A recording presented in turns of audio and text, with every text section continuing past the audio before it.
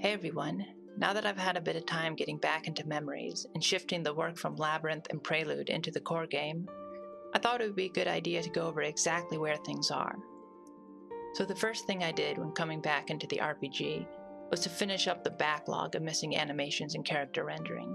This took a solid couple weeks, but outside of a couple more needed for the main character, everything there is finished up. After that, I went through and began filling in a couple dozen missing environments. Just rooms that I had missed for some reason or another, usually requiring some extra feature that I didn't have ready when I was creating the surrounding rooms. Again, this took a bit, but I pushed through it fairly quickly. Then I began setting up the game maps in the actual engine for the third or fourth time now, since the way we've structured the scenes has changed so much over the years. So importing their assets to the proper layer, then connecting the collision areas to match the background art, and of course putting in collision shapes with their scripts that drive the moving from screen to screen.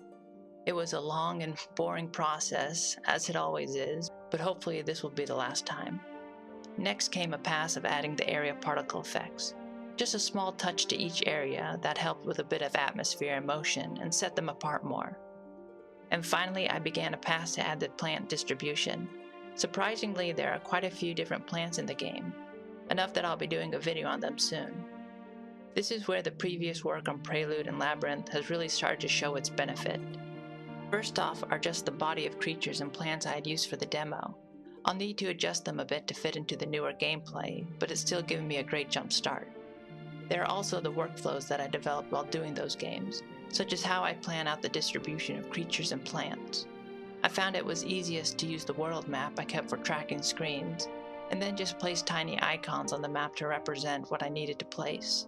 Having a wider view of the world also helped me think through the gameplay and see any potential problems with availability of resources.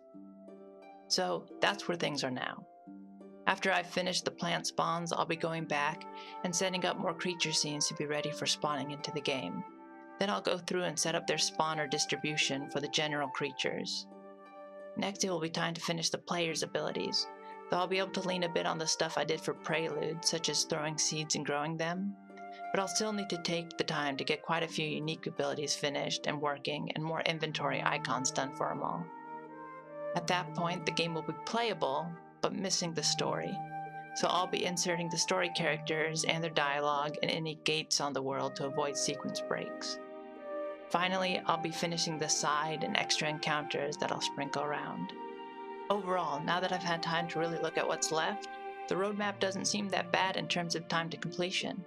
I'd give an estimate in months, but I've learned the time to finish depends more on the issues you don't see than the ones you do. So here's hoping we don't run into any more problems.